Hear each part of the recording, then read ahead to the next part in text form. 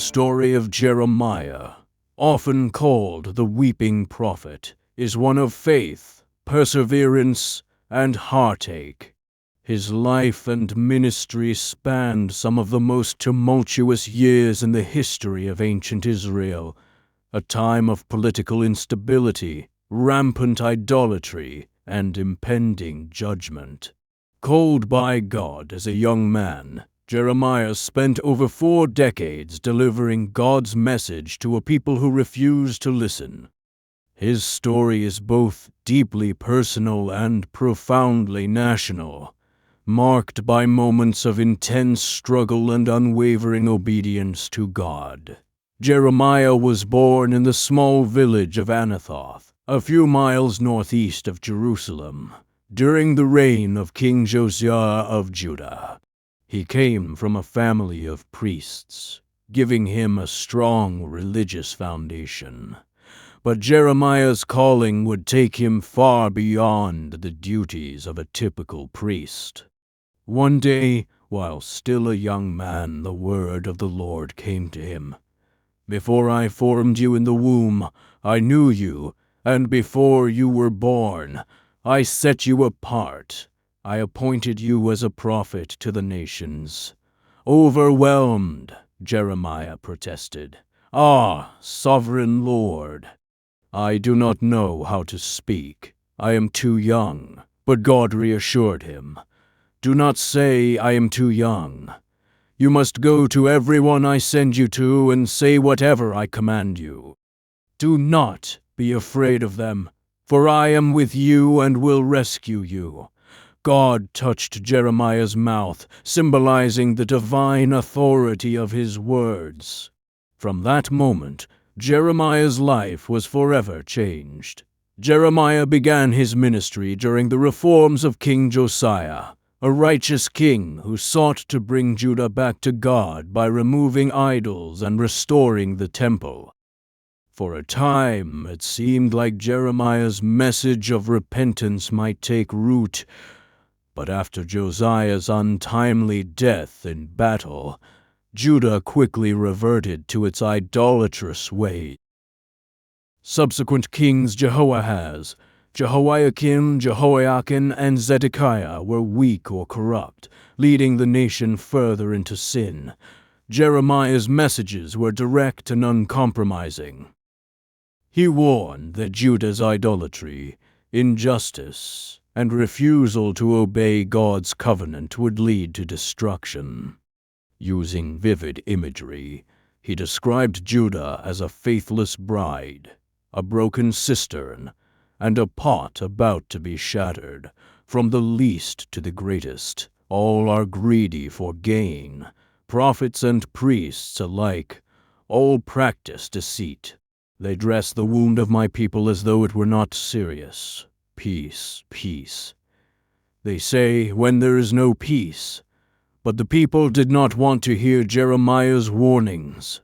Instead, they mocked him, accusing him of being unpatriotic and even treasonous. His prophecies of Jerusalem's fall were especially unpopular. Religious leaders, false prophets, and even his own family turned against him. Jeremiah's personal struggles were immense. He lamented to God about the burden of his calling, at times questioning why he had been chosen. "Why is my pain unending and my wound grievous and incurable? Will you be to me like a deceptive brook, like a spring that fails?" Yet, despite his anguish, Jeremiah remained faithful. God strengthened him, saying, "If you utter worthy, not worthless, words, you will be my spokesman. Let this people turn to you, but you must not turn to them." At one point, God commanded Jeremiah to perform a symbolic act. He was to buy a clay jar and take it to the valley of Ben Hinnom, where he proclaimed judgment on Judah for their idolatry and child sacrifices.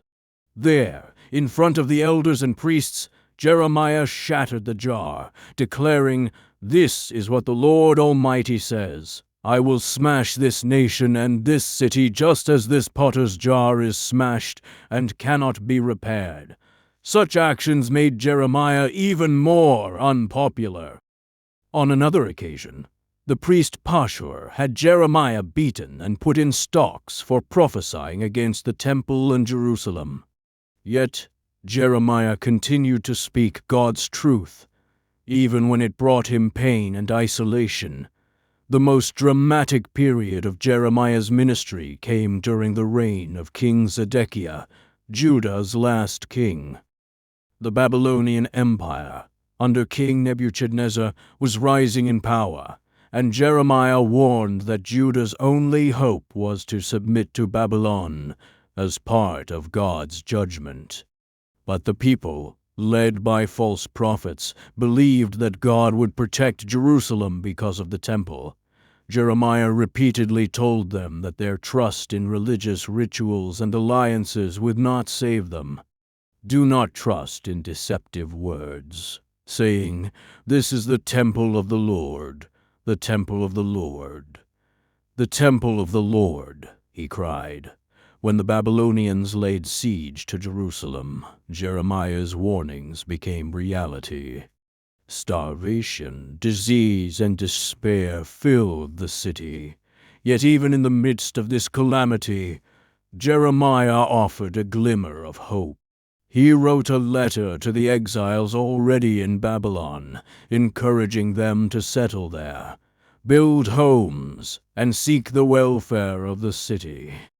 "For I know the plans I have for you, declares the Lord, plans to prosper you and not to harm you, plans to give you hope and a future." This message of hope extended beyond the immediate crisis.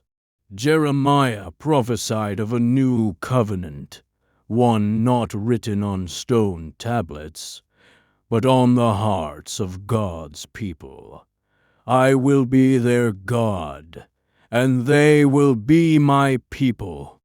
No longer will they teach their neighbor, saying, 'Know the Lord,' because they will all know me, from the least of them to the greatest." When Jerusalem finally fell to the Babylonians in 586 B, Jeremiah's prophecies were vindicated.